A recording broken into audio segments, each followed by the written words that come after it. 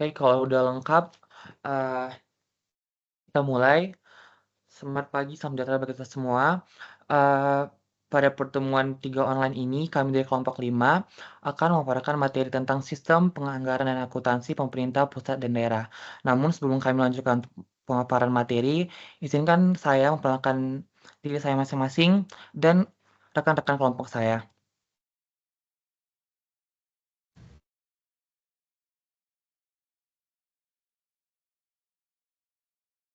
Kami dari kelompok 5 yang beranggotakan saya sebagai moderator yaitu Boy Carlos Sirait, rekan saya Karun Angel, Syahda Nadia, Kayla Putri, dan Saras Handriani.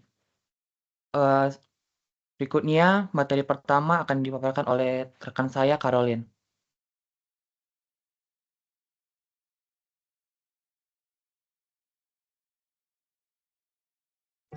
Terima kasih, Boy. Jadi, teori pertama adalah teori penganggaran publik. Pada tahun 1952, Fernie B. Lewis menulis paper berjudul Toward of Theory of Budgeting yang diterbitkan oleh jurnal Public Administration Review. Di dalam papernya ini, Lewis menawarkan 3 proposisi, yaitu relative value. Relative value itu sendiri merupakan sumber daya terbatas dibandingkan dengan permintaan uji ekonomi dasar yang harus ditetapkan adalah bahwa pengembalian dari setiap pengeluaran harus sepadan dengan biayanya. Dalam dari setiap pengeluaran harus sepadan dengan biayanya. Dalam hal alternatif yang dikorbankan, konsep ini membantu memahami bahwa administrasi publik tidak bisa mengandalkan satu prinsip tunggal dalam menjalankan kebijakannya. Lalu yang kedua ada incremental analysis. Incremental analysis ini adalah pengambilan keputusan berdasarkan pada analisis nilai tambahan yang diperoleh dari pengeluaran yang diperlukan karena fenomena utilitas yang semakin berkurang. Pendekatan incremental analysis ini menurut Lewis menunjukkan bahwa kebijakan publik berkembang secara bertahap berdasarkan pengalaman masa lalu dengan tujuan meminimalisirkan ketidakpastian dan meningkatkan keberlanjutan keputusan. Lalu yang terakhir adalah relative effectiveness. Dalam administrasi publik, mengacu pada gagasan bahwa efektivitas suatu kebijakan atau keputusan tidak bisa diukur secara absolut, tetapi harus dibandingkan dengan alternatif lain dalam konteks tertentu, artinya kebijakan yang efektif dalam satu situasi belum tentu efektif dalam situasi lainnya. Proposisi yang ditawarkan Lewis memberikan gambaran bagaimana pemerintah dapat mengalokasikan anggarannya dengan landasan teori yang dapat diterima secara ilmiah. Bisa di next. Selanjutnya adalah sistem. Sistem penganggaran publik di Indonesia mengacu pada proses perencanaan pengalokasian dan pengawasan penggunaan anggaran negara atau APBN dan anggaran daerah atau APBD. Sistem ini diatur oleh berbagai regulasi termasuk Undang-Undang Nomor 17 Tahun 2003 tentang Keuangan Negara dan Undang-Undang Nomor 25 Tahun 2004 tentang Sistem Perencanaan Pembangunan. Di next. Nah, di sini ada sistem penganggaran Indonesia, jadi ada perkembangannya. Yang pertama di tahun 1945 sampai 1970 itu dinamakan traditional budgeting. Pengolahan keuangan negara menggunakan ketentuan perundang-undangan yang disusun pada masa pemerintahan kolonial Hindia Belanda. Berdasarkan aturan peralihan Undang-Undang Dasar 1945, yaitu Indische Compubliciteit atau ICW. Selanjutnya transisi berikutnya adalah masa transisi pada tahun 1971 sampai 2003. 1970 atau 1971 ini pertama kali terdapat anggaran dibagi menjadi anggaran pembangunan dan anggaran rutin. Anggaran ditetapkan berdasarkan program pembangunan yang menjadi tujuan yang akan dicapai perwujudannya sendiri, berbentuk proyek-proyek pembangunan secara administratif. Proyek-proyek ini dituangkan dalam bentuk daftar isian proyek atau DIP. Lalu dokumen untuk anggaran rutin tertuang dalam daftar isian kegiatan DIK. Lalu pada tahun berikutnya 2023 dan 2010 ini dinamakan Performance Budgeting System atau PBS. Ini ada di Reformasi Anggaran 1 2003 sampai 2010. Lalu di sini terbitnya 3 undang-undang bidang keuangan negara, yaitu ada UU nomor 17 tahun 2003, UU nomor 15 tahun 2004, UU nomor 1 tahun 2004. Lalu ada perumusan pilar penganggaran, yaitu Unfit Budget, Performance-Based Budgeting, PBB, Medium Term Expenditure Framework. Lalu ada reformasi anggaran 2 lagi, yaitu di tahun 2010 sampai 2020. Ini merupakan penguatan penerapan PBB, formulasi MTEF, format baru RKA atau KPRL, money penganggaran, reward punishment, standar biaya, sinergi penganggaran. Nah, saat ini di tahun ini itu dinamakan redesign sistem perencanaan penganggaran. Ini dimulai dari tahun 2020 sampai 2024, sehingga sistem di Indonesia sekarang menggunakan RSPP ini. RSPP ini dibentuk untuk menjawab tantangan seperti program belanja pusat dan daerah tidak sinkron, dokumen perencanaan dan penganggarannya berbeda, rumusan nomenklatur program dan outcome bersifat normatif. Yang keempat, ada informasi kinerja pembangunan yang tertuang dalam dokumen perencanaan penganggaran yang sulit dipahami.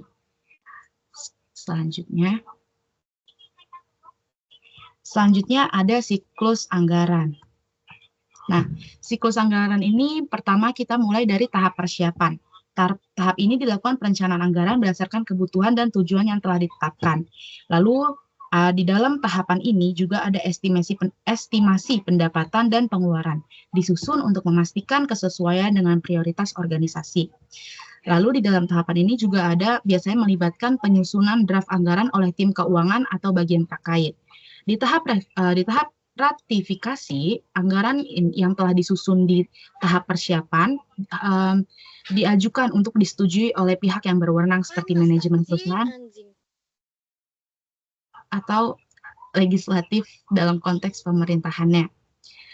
Terus di tahap ini juga kita membahas pembahasan dan revisi yang dapat dilakukan sebelum anggarannya itu disahkan.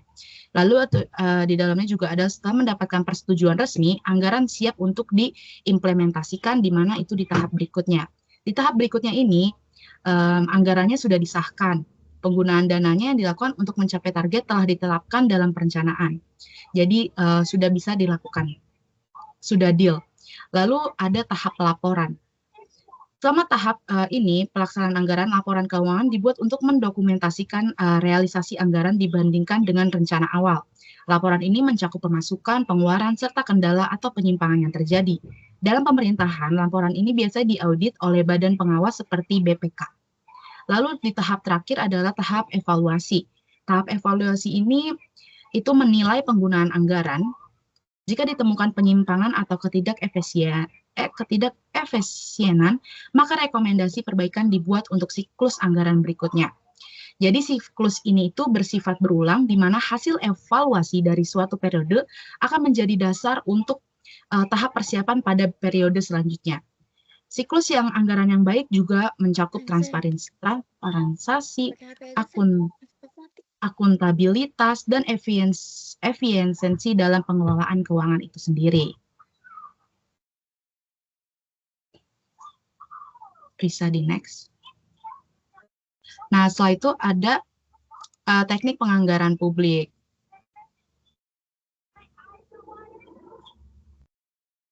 Jadi teknik penganggaran publik ini itu ada teknik fungsional,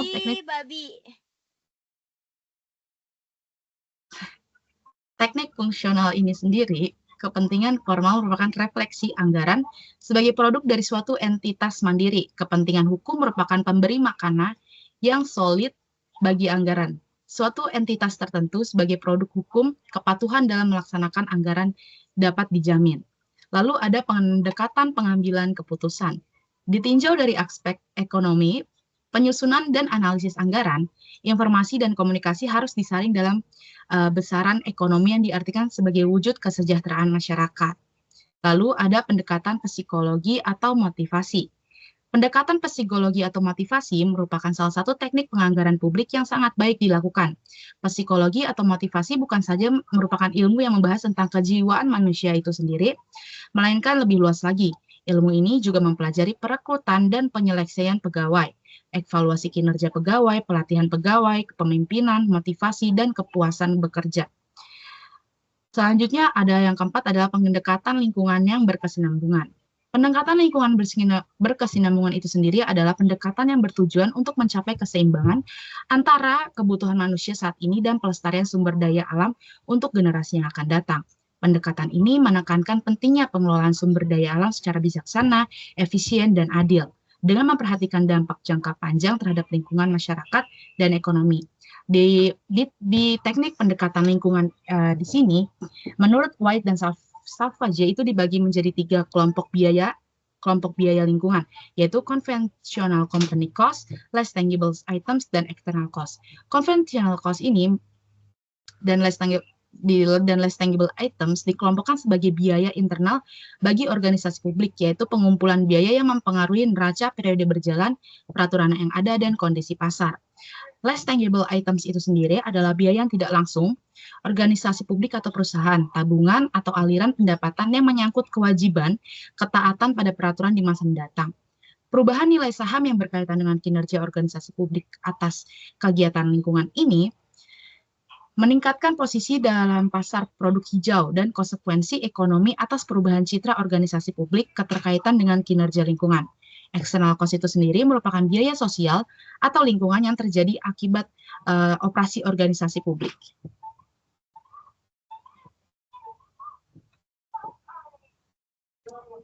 Sekian, terima kasih.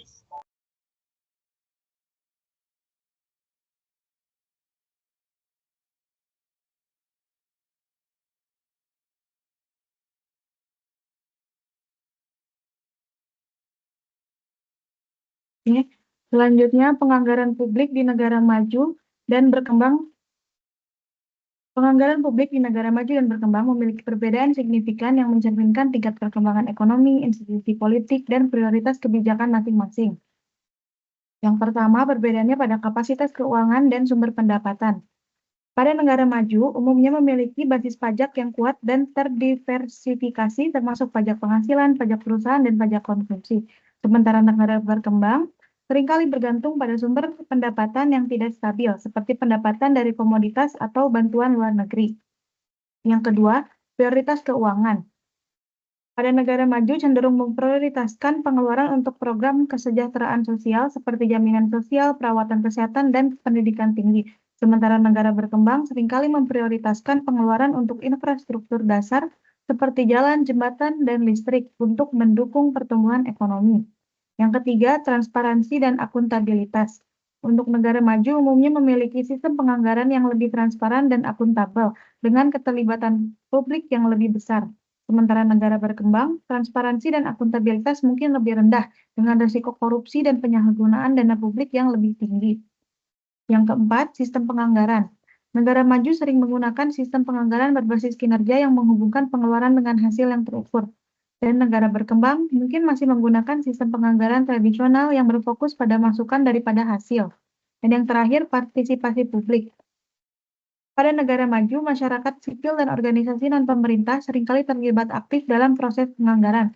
Sementara negara berkembang, partisipasi publik mungkin terbatas karena kurangnya kesadaran, kapasitas, atau akses informasi.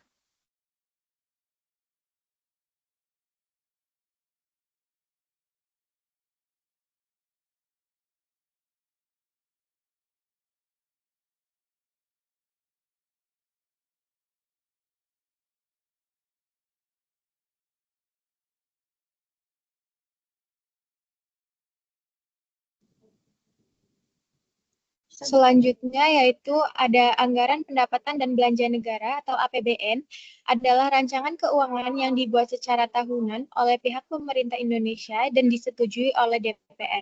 Selain itu, APBN juga berisikan mengenai daftar sistematis yang telah rinci dan memuat semua rencana penerimaan dan pengeluaran anggaran negara selama kurun waktu 1 tahun. Kemudian selanjutnya ada anggaran pendapatan belanja daerah atau APBD merupakan salah satu rencana keuangan tahunan dari pemerintah Indonesia dan telah disetujui oleh DPRD. APBD juga telah ditetapkan dengan peraturan perundang-undangan. Tahun anggaran APBD adalah 1 tahun mulai dari tanggal 1 Januari sampai dengan 31 Desember. Next.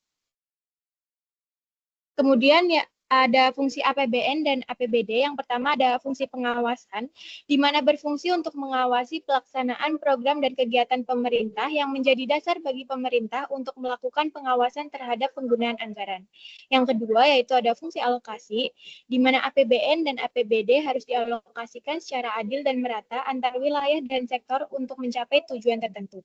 Kemudian yang ketiga ada fungsi distribusi, di mana APBN dan APBD harus digunakan untuk mendistribusikan pendapatan dan kekayaan secara adil dan merata kepada seluruh rakyat. Kemudian yang keempat yaitu ada fungsi stabilisasi, di mana berfungsi sebagai alat bagi pemerintah untuk mengendalikan inflasi. Kemudian yang kelima yaitu ada fungsi otorisasi, di mana pemerintah menggunakan APBN dan APBD sebagai dasar hukum untuk melakukan penerimaan dan pengeluaran negara dan daerah. Kemudian yaitu yang keenam ada fungsi perencanaan, di mana berfungsi sebagai pedoman bagi pemerintah dalam menyusun program dan kegiatan selama 1 tahun anggaran. Next. Sistem akuntansi pemerintah pusat atau SAPP adalah serangkaian prosedur manual maupun elektronis, penyelenggara, peralatan, dan elemen lain untuk mewujudkan fungsi akuntansi sejak pengumpulan data, pencatatan, pengikhtisaran sampai dengan pelaporan posisi keuangan dan operasi keuangan pada pemerintah pusat. Terima kasih.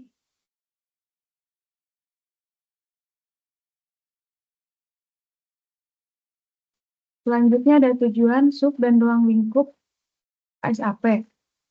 Standar akuntansi pemerintahan adalah standar akuntansi yang diterapkan dalam penyusunan dan penyajian laporan keuangan pemerintah di Indonesia. Tujuan SAP itu yang pertama mewujudkan akuntabilitas. SAP bertujuan untuk meningkatkan akuntabilitas pengelolaan keuangan negara atau daerah. Dengan adanya standar yang jelas, pemerintah dapat mempertanggungjawabkan penggunaan dana publik secara transparan. Yang kedua, mendukung pengendalian manajemen. Manajemen SAP menyediakan informasi keuangan yang relevan dan andal untuk mengambil keputusan oleh manajemen pemerintah. Yang ketiga, meningkatkan transparansi. SAP mendorong transparansi dalam pengelolaan keuangan pemerintah, sehingga masyarakat dapat memahami dan memantau penggunaan dana publik. Lalu, sub SAP. Terdiri dari dua. Yang pertama, PSAP, yaitu pernyataan standar akuntansi pemerintah, dan yang kedua, kebijakan akuntansi pemerintahan. Selanjutnya ada ruang lingkup SAP. Yang pertama, pemerintah pusat.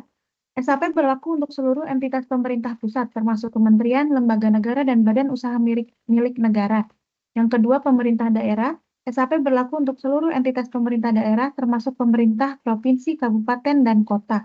Yang ketiga, laporan keuangan. SAP mengatur penyusunan dan penyajian berbagai jenis laporan keuangan, seperti laporan realisasi anggaran, neraca, laporan operasional, laporan perubahan ekuitas, dan catatan atas laporan keuangan.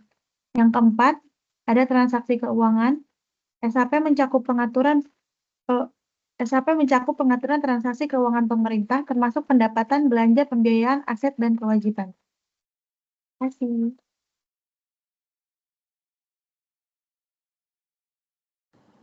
Sistem akuntansi instansi pemerintah adalah sistem akuntansi yang mencatat, mengklasifikasikan, dan melaporkan transaksi keuangan. Sistem ini bertujuan untuk memastikan transparansi, akurasi, dan akutabilitas dalam pengelolaan dana publik. Nah, sistemnya itu ada sistem akuntansi pemerintah daerah, di mana rangkaian prosedur, penyelenggara, peralatan, dan elemen lain untuk mewujudkan fungsi akuntansi. Yang kedua, ada sistem sakti, sistem yang mengintegrasikan proses perencanaan dan penganggaran, pelaksanaan, serta pertanggungjawaban anggaran, pendapatan, dan belanja negara.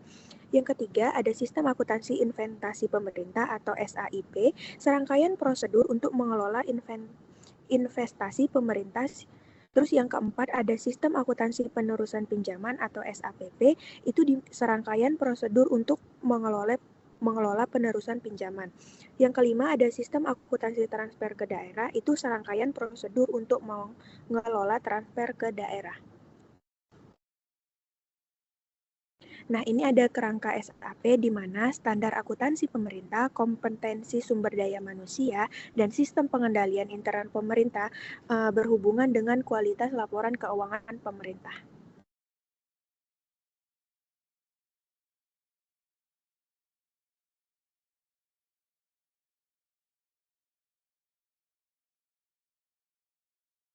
Baik, sampai di kesimpulan, sistem penganggaran dan akuntansi pemerintah bertujuan untuk memastikan transparansi, akuntabilitas, serta efisiensi dalam pengelolaan keuangan negara dan daerah melalui berbagai regulasi, standar akuntansi, dan sistem pencatat yang terstruktur. APBN dan APBD berfungsi sebagai instrumen utama dalam perencanaan keuangan, sementara SAP atau standar akuntansi pemerintahan mengatur penyusunan laporan keuangan agar sesuai dengan prinsip akuntansi yang berlaku. Penganggaran publik di Indonesia mengikuti regulasi tertentu dengan pendekatan yang beragam, serta dipengaruhi oleh teori penganggaran yang menekankan efektivitas dan nilai relatif. Dibandingkan dengan negara maju, sistem penganggaran di negara berkembang masih menghadapi tantangan dalam kapasitas keuangan, transparansi, dan partisipasi publik. Secara keseluruhan, sistem akuntansi dan penganggaran pemerintah terus berkembang untuk meningkatkan efektivitas pengelolaan keuangan negara. Dengan penerapan teknologi, standar akuntansi yang ketat, serta regulasi yang jelas, pemerintah berupaya menciptakan tata kelola keuangan yang lebih transparan, akuntabel, dan efisien. Keberhasilan sistem ini bergantung pada koordinasi antara pemerintah pusat dan daerah, serta partisipasi publik dalam pengawasan dan pengambilan keputusan. Meskipun masih terdapat tantangan seperti keterbatasan kapasitas keuangan dan tingkat transparansi yang bervariasi, penerapan prinsip-prinsip akuntansi yang baik dapat membantu menciptakan sistem pengelolaan keuangan yang lebih andal dan berkelanjutan. Sekian dari pemaparan materi. Untuk kelompok penerima wajib, kami persilakan.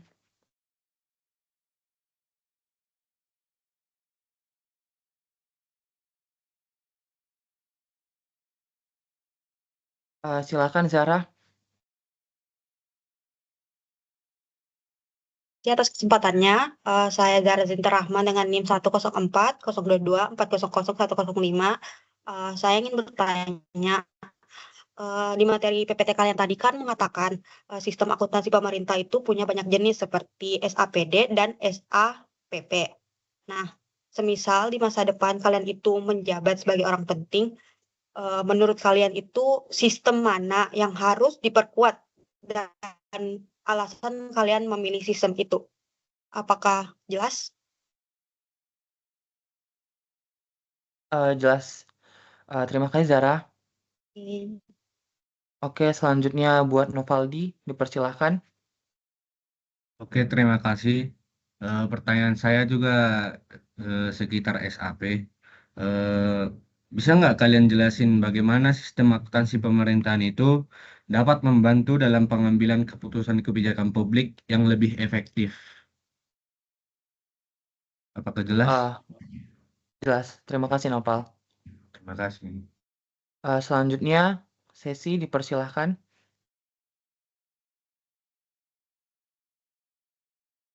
Terima kasih atas kesempatan yang telah diberikan. Perkenalkan, nama saya Sesi Octavia dari kelompok 9.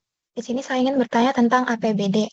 Menurut kalian, apa aja sih tantangan utama dalam menyusun APBD, terutama untuk pemerintahan daerah yang sumber dayanya itu terbatas? Lalu, bagaimana sih partisipasi publik dalam membantu mengatasi tantangan tersebut? Apakah jelas? Maaf, sebelumnya boleh diulang pertanyaannya, Sesi? Tolong. Pertama, dalam Ya. menyusun APBD, terutama untuk pemerintahan daerah yang sumber partisipasi publik dalam membantu mengatasi tantangan tersebut. Oke. Terima kasih, Sesi. Selanjutnya, Agnes dipersilahkan. Oke, perkenalkan nama saya Krisatla Girsang. Sini saya ingin bertanya, kan di dalam materi yang telah disampaikan tadi bahwa penganggaran publik di berbagai daerah, berbagai negara maju dan berkembang salah satunya adalah partisipasi publik. Nah, pertanyaan aku, bagaimana cara meningkatkan partisipasi publik dalam proses penganggaran dan akuntansi pemerintahan daerah? Terima kasih. Oke, terima kasih. Selanjutnya, Rachel, silakan.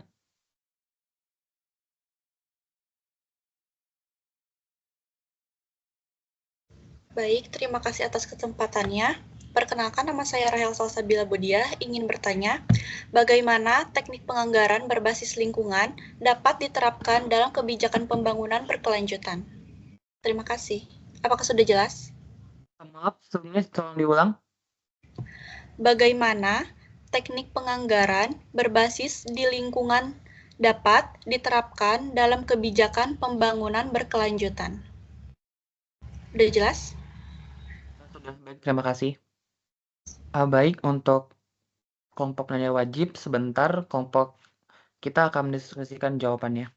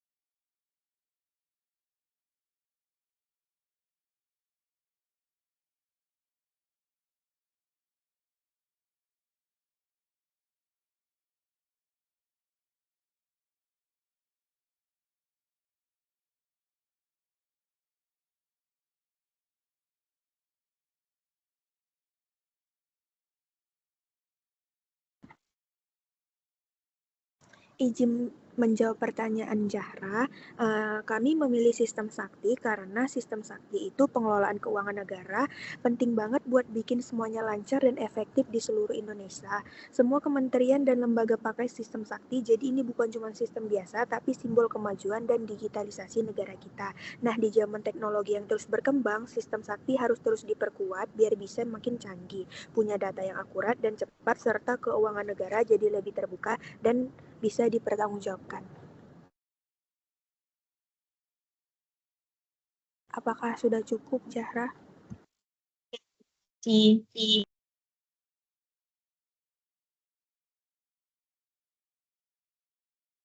Izin menjawab pertanyaannya Agnes, yaitu bagaimana cara meningkatkan partisipasi publik. Untuk meningkatkan partisipasi publik dalam proses tersebut, tentunya pemerintah daerah harus proaktif dalam mempublikasikan informasi anggaran secara terbuka dan mudah diakses oleh masyarakat. Yang pertama, pemerintah daerah perlu menyelenggarakan program sosialisasi dan edukasi tentang penganggaran dan akuntansi kepada masyarakat. Dapat dilakukan melalui seminar, lokakarya, atau penyuluhan tingkat kelurahan atau desa. Lalu pemerintah daerah juga harus menggunakan teknologi informasi untuk menyediakan akses informasi anggaran secara daring dan interaktif.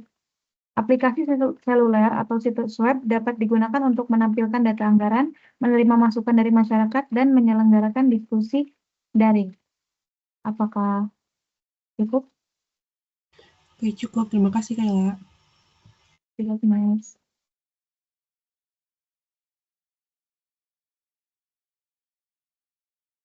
Izin menjawab pertanyaan dari sesi. Tadi yang pertama itu salah satu tantangan utama dalam menyusun APBD, yaitu di mana tantangan utamanya itu adalah keterbatasan anggaran. Pemerintah daerah dengan sumber daya terbatas seringkali menghadapi keterbatasan dalam pendapatan daerah, sehingga sulit untuk memenuhi kebutuhan pembangunan dan pelayanan publik yang semakin meningkat. Nah, kemudian pertanyaan yang kedua itu bagaimana partisipasi publik dalam membantu mengatasi tantangan tersebut. Masyarakat dapat ikut terlibat dalam penyampaian prioritas kebutuhan mereka dengan tujuan pemerintah daerah dapat lebih fokus dalam menetapkan prioritas yang benar-benar diperlukan oleh masyarakat. Selain itu, melibatkan masyarakat dalam pengawasan penggunaan APBD itu untuk mencegah penyalahgunaan anggaran dan adanya transparansi. Bagaimana sesi? Apakah pertanyaannya sudah terjawab? Sudah, terima kasih. Terima kasih kembali. Selanjutnya, aku bakal jawab pertanyaan dari Noval, yaitu dengan pertanyaan jelaskan bagaimana sistem akuntansi pemerintah dapat membantu dalam pengambilan keputusan kebijakan publik yang lebih efektif. Yang pertama itu didukung dengan transparansi dan akuntabilitas, yaitu sistem akuntansi pemerintah mencatat dan melaporkan penggunaan anggaran secara rinci, memungkinkan pemerintah dan kita juga masyarakat untuk mengawasi pengelolaan dana publik. Dengan transparansi yang tinggi, kebijakan dapat dibuat berdasarkan data yang jelas, mengurangi risiko penyalahgunaan anggaran seperti korupsi, dan meningkatkan kepercayaan publik. Kemudian, perencanaan dan penganggaran yang lebih baik. Informasi keuangan yang dihasilkan dari sistem akuntansi pemerintah membantu dalam perencanaan anggaran tahunan dan maupun jangka panjang. Dengan mengetahui posisi keuangan pemerintah, pembuat kebijakan dapat menentukan prioritas alokasi sumber daya secara lebih efisien. Kemudian, ada evaluasi kinerja program dan kebijakan. Dengan sistem akuntansi yang baik, pemerintah dapat mengevaluasi efektivitas program yang telah berjalan. Laporan keuangan dan kinerja memungkinkan pembuat kebijakan untuk menilai apakah suatu kebijakan mencapai tujuan yang diinginkan atau perlu disesuaikan lagi untuk publik. Apakah sudah menjawab pertanyaan Nopal? Sudah, terima kasih Boy. Baik, terima kasih. Selanjutnya saya akan menjawab pertanyaan dari Rahel yang pertanyaannya adalah bagaimana teknik penganggaran berbasis lingkungan dapat diterapkan dalam kebijakan pembangunan berkelanjutan. Seperti yang kita tahu bahwa pendekatan lingkungan berkelanjutan ini berfokus pada keseimbangan antara manusia, antara masyarakat dan pembangunan infrastruktur, di mana diharapkan pembangunan dapat berjalan tanpa merusak lingkungan sekitar. Terdapat sebelumnya di materi, terdapat 3 pengelompokan biaya lingkungan menurut White dan Savage yang perlu kita pertimbangkan ketika membangun pembangunan berkelanjutan. Namun di sini saya hanya akan mengambil 2 pengelompokan biaya, yaitu external cost dan less tangible items. Kenapa external cost? Karena external cost adalah biaya eksternal yang ditanggung oleh masyarakat akibat pencemaran dan kerusakan lingkungan yang disebabkan oleh aktivitas pembangunan. External cost ini mencakup biaya sosial dan lingkungan yang lebih luas seperti dampak terhadap kesehatan masyarakat dan keanekaragaman hayati ketika kita membangun infrastruktur itu.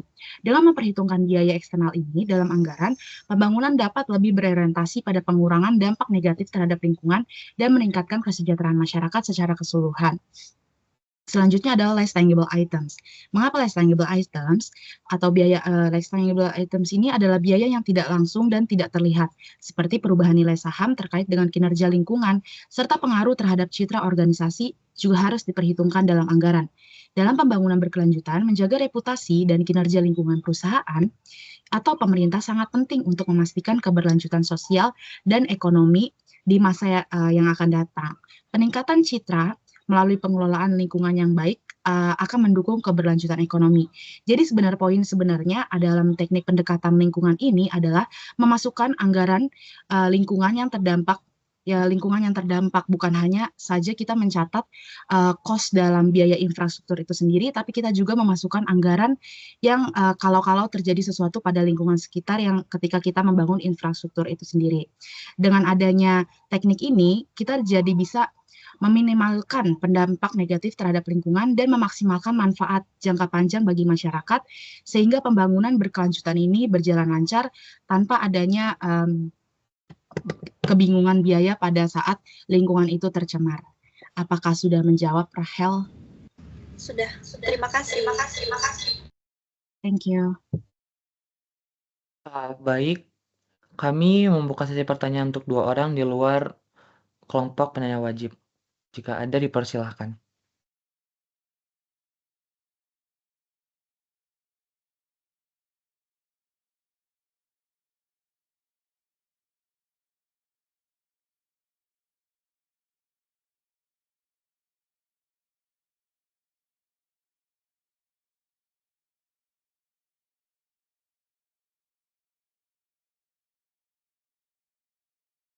Baik teman-teman, jika tidak ada yang bertanya di luar penanya wajib, maka pemaparan materi dari kelompok kami telah selesai. Jika ada kesalahan kata-kata dari kami semuanya, kami mohon maaf dan terima kasih.